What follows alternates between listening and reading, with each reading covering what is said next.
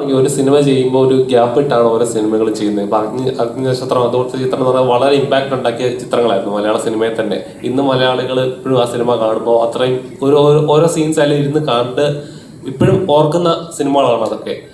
അപ്പം ഇങ്ങനൊരു ചിത്രം ചെയ്യാനുള്ള ഇത്രയും അല്ലെങ്കിൽ ഈ സിനിമ ഞാൻ ചെയ്യണം എന്ന് തോന്നിച്ച ഒരു കാര്യം എന്തായിരിക്കും?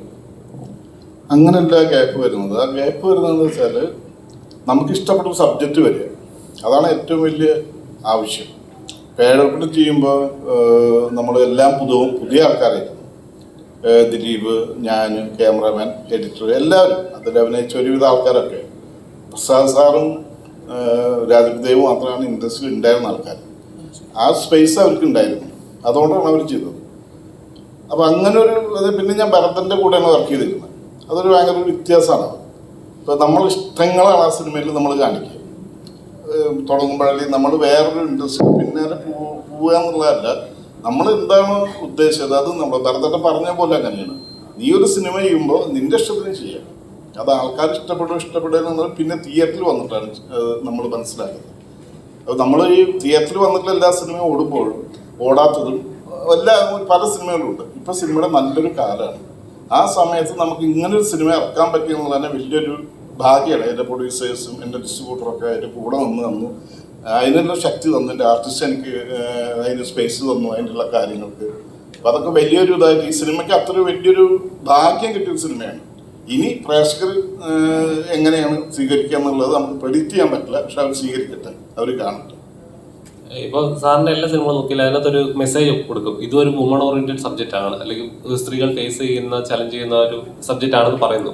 അപ്പം ഇത് എത്രത്തോളം ഇമ്പാക്ട് ഉണ്ടാക്കുന്നു? ഇതൊരു മെസ്സേജ് ഉണ്ട്, മെസ്സേജ് സിനിമ തന്നെയാണ്. ഒരു മെസ്സേജ് കൊടുക്കുന്നത് സ്ത്രീകൾ അനുഭവിക്കുന്ന ഒരുപാട്. നമ്മളിപ്പോൾ ഞാൻ തൃശ്ശൂർക്കാരനാണ്, ഞങ്ങളിപ്പോൾ ഞാൻ ജയരാജൊക്കെ തൃശ്ശൂർക്കാർ തന്നെയാണ്. ആ തൃശ്ശൂർ ഉള്ള ഒരു ജീവിതം അറിയുന്ന ആൾക്കാരാണ് ഞങ്ങളൊക്കെ. ആ ജീവിതത്തിൽ നിന്ന് ഉണ്ടാക്കിയ ഒരു സബ്ജക്റ്റിലേക്ക് വരുമ്പോൾ നമ്മൾ അവിടെ എന്തൊക്കെ സംഭവിക്കുന്നു എന്നുള്ളത് നമുക്കറിയാം. അവിടെ രാവിലെ മുതൽ ചീട്ടളി തുടങ്ങും, മൈതാനത്ത് പൂരക്കളി, അങ്ങനെ ഒരുപാട് സംഭവങ്ങൾ. തൃശ്ശൂർ എന്നും ലൈവാണ്, വേറെ എവിടെ ഇല്ലാത്തൊരു ലൈവാണ് തൃശ്ശൂർ, അതും തേക്കിക്കാട്ടിൽ. അപ്പോൾ അവിടെ വന്നു ചേരുന്ന ഒരുപാട് ആൾക്കാർ, ആ ആൾക്കാരിൽ കൂടെ താമര എന്ന ഈ പൂക്കച്ചവടക്കാർ, അവരിലൂടെ നമ്മൾ പറയുന്ന ഒരു സബ്ജക്റ്റ്, ഒരു കഥ.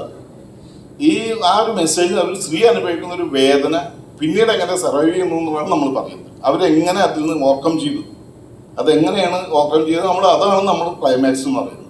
ആ ക്ലൈമാക്സ് ആണ്. അപ്പോൾ സിനിമയ്ക്ക് ഒരു ക്ലൈമാക്സ് ഇല്ലാത്തൊരു സമയമാണ്. ഒരു ക്ലൈമാക്സും അതല്ലെങ്കിൽ അച്ഛനും അമ്മയൊന്നും ഇല്ലാത്ത, പെങ്ങന്മാരും ഇല്ലാത്തൊരു കാലഘട്ടമാണ് ഇപ്പോൾ വരുന്ന സിനിമകൾ. ഈ സിനിമയ്ക്ക് നമ്മൾ അച്ഛനും ഉണ്ട്, അമ്മയുണ്ട്, മക്കളുണ്ട്, ക്ലൈമാക്സ് ഉണ്ട്. അതിൻ്റെ ഒരു വ്യത്യസ്തതയാണ് നമ്മൾ ഈ സിനിമയുടെ ഏറ്റവും വലിയൊരു വിജയം എന്നുള്ളത് പറയുന്നു. എനിക്ക് പറയാൻ പറ്റും. അത് ഇതുവരെ പറയാത്തൊരു ക്ലൈമാക്സ് ആണ് നമ്മൾ പറഞ്ഞിരിക്കുന്നത്. അതാണ് ആരോ